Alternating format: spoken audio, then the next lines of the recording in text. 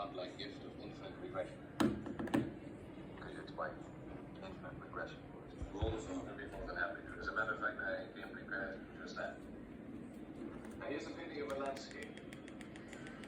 Now the artist who painted that picture says something was missing. What is it?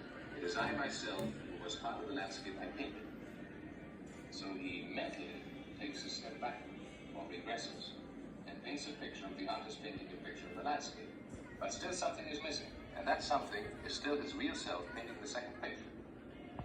So he regresses further and paints a third, a picture of the artist painting a picture of the artist painting a picture of the landscape. And because something is still missing, he paints a fourth and a fifth until he paints a picture of the artist painting a picture of the artist painting a picture of the artist painting a picture of the artist painting a landscape. So infinite regression is the moment when the artist has regressed to the point of infinity and himself becomes part of the landscape he painted and is both the observer and the observed. Well, now in that peculiar condition, what would he be observing if he were observing, let's say, time? He would perceive, Mr. Bonds, that time is like a freeway with an infinite number of lanes, all leading from the past into the future, however, not into the same future. A driver in lane A may crash when a driver in lane B survives. It follows that a driver, by changing lanes, can change his future. Now, Mr. Bonds, I do not find it difficult to believe that in the dark and turbulent corridors of outer space, the impact of some distant planetary, even galactic disaster, jumped the apes from their present into ours. And indeed, the proof lies in their arrival among us, and in their spoken, and I repeat, spoken testimony. Thank you very much, Dr. Hasline. It's certainly the most incredible story this reporter has ever covered.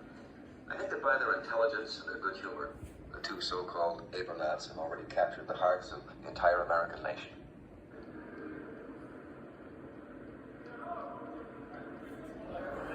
A giant fleshy dinosaur. Now, its scientific name is a compound of the Greek apron, which means hollow, and demus, which means bottom frame, collision backbone. Now, this little fellow is Camptosaurus March. Yeah, okay, that's easy. So it's about infinite regression. It's the point at where the artist becomes part of the landscape that the artist was painting.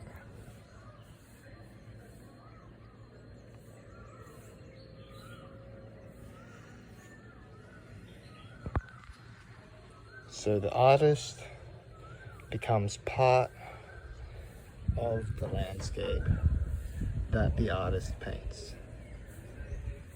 And so what is this?